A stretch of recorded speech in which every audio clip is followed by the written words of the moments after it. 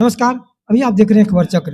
मैं अभी मौजूद हूँ बेगूसराय में, जहाँ पर कला का भविष्य के संबंध में परिचर्चा की गई और हमारे बीच में मौजूद हैं श्री सुमन कुमार सिंह, कला समीक्षक। खबर चक्र में आपका स्वागत है सर।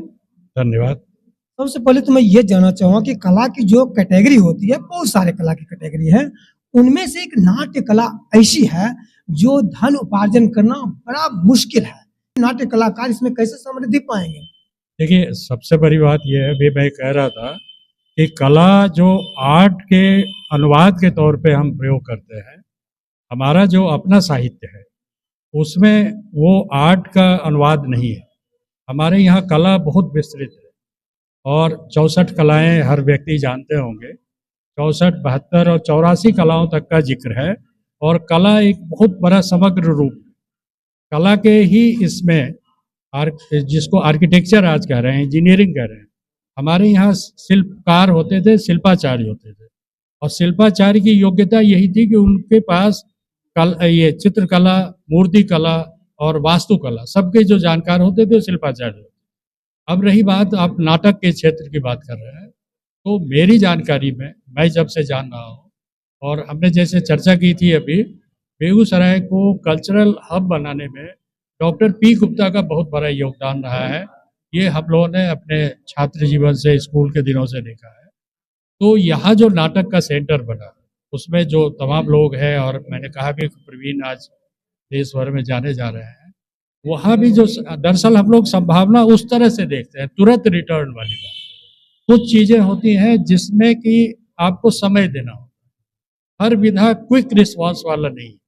तो नाटक एक ऐसी विधा है जिसमें आप जब साधना करते करते, एक साधना और सिद्धि जैसे शब्द हम सुनते हैं, तो जैसे ही सिद्धि प्राप्त होती है ना, आप देखेंगे कि दुनिया भर का स्कोप खुलता है। मैं खास करके नाटक की बात करना चाहूँगा कि अन्य जितने भी कला के क्षेत्र होते हैं, जैसे कि संगीत के महाविद्यालय हैं, फाइन आर्ट के महाविद्यालय हैं, तो बिहार में खास करके नाटक के कोई भी गवर्नमेंट प्रशिक्षण केंद्र नहीं है, तो फिर बिहार में नाट्य कला के विकास कैसे हो पाएगा?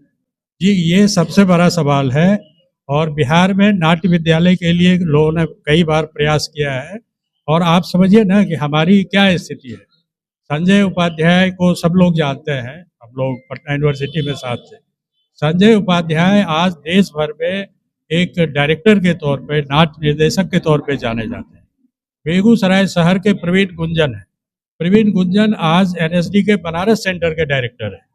लेकिन हमारे बच्चों को, बिहार के बच्चों को मैंने देखा है कि कई यूनिवर्सिटी, एक टैगोर यूनिवर्सिटी है भोपाल में, वहाँ नाटक का पहला सेशन शुरू होता है और जब मैं वहाँ गया तो पता चला कि वहाँ बेगूसराय के बच्चे एडमिशन लिए हुए और बिहार का बच्चा कोई भी नाट्य संस्थान नहीं है देश में जहाँ मुझे नहीं मिलता है।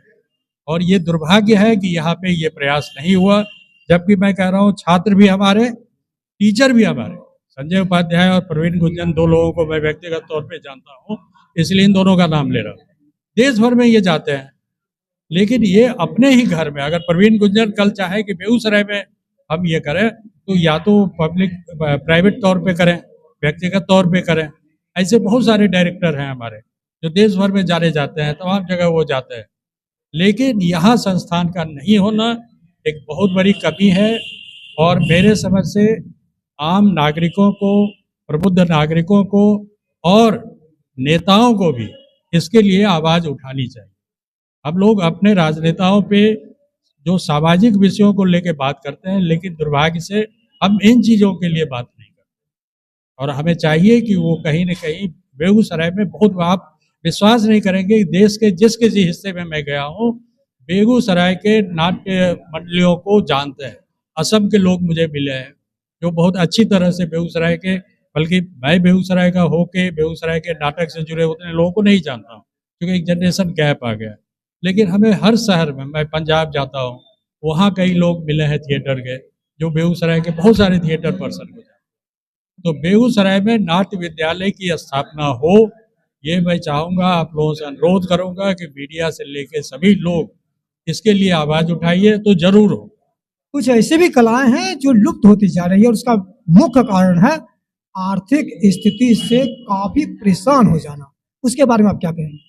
कि देखिए कलाओं के साथ क्या है ना, इसको जो कहा जाता है सॉफ्ट डिप्लोमेसी कहा जाता है। सॉफ्ट डिप्लोमेसी का मतलब है ये अपने से सरवाइव नहीं कर सकता है बाजार में, इसके लिए समाज और सरकार।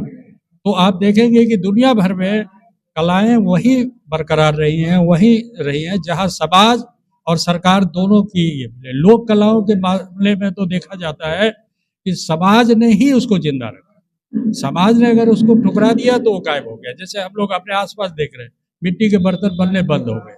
हर गांव में कुम्हार थे, लेकिन वो अब कोई दूसरा काम कर रहे हैं। अब एक नए सिरे से फिर से मिट्टी के बर्तन बन रहे हैं, लेकिन वो फैक्ट्रियों में बन रहे हैं।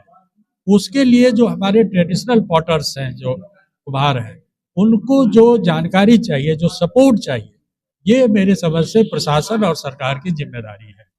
मैं यहाँ एक ऐसे व्यक्ति का नाम लेना चाहूँगा, उनका नाम है ब्रह्मदेव राम पंडित, और वो नालंदा जिले के एक छोटे से गांव के थे। और बचपन में उनको कुछ ऐसा सपोर्ट मिला कि जयप्रकाश जी का जो आश्रम था उसने उनको भेजा दक्षिण भारत में, कर्नाटका में कुम्हार की पॉटरी की ट्रेनिंग के लिए। और आज वो इस देश के सबसे महंगे पॉटर्स कहते हैं हम लोग, सिरेमिक में जो काम करते हैं, और पद्मश्री भी उनको मिला हुआ है। और बॉम्बे के सबसे महंगे अगर कोई पॉटर्स है तो ब्रह्मदेव राम पंडित, उनका बेटा अभय पंडित, और उनकी इंडस्ट्री इतनी फल फूल गई सिवाय इसके, बस इसके लिए कि बचपन में उनको जयप्रकाश नारायण का जो आश्रम था उसने मदद की, और उसके बाद फिर जे कॉलेज ऑफ आर्ट हो। तो ये एक उदाहरण है। रामदेव राम पंडित के कामों की प्रदर्शनी अभी बिहार म्यूजियम में पिछले साल हुई थी, और देश भर में उनसे बड़ा अभी नाम नहीं माना जाता। तो ये एक उदाहरण है। इस तरह के उदाहरण को देख के ना हमें जरूरत है कि सरकार और समाज मिलके इस तरह का वातावरण। अभी आप सुन रहे थे श्री सुमन कुमार सिंह, जो कला वरिष्ठ समीक्षक हैं, कि कला तभी जीवित रह सकती है जब सरकार और समाज दोनों की सरोकार हो, और उनकी रोजगार के लिए सरकार बढ़ चढ़कर हिस्सा ले, और उसमें समाज में कुछ ऐसी धाराएं और शाखाएं खोली जाए जिससे कलाकार को एक जीवन जीने की मार्ग प्रदर्शित हो सके। अभी आप देख रहे हैं खबर चक्र से मैं मिथिलेश कामत।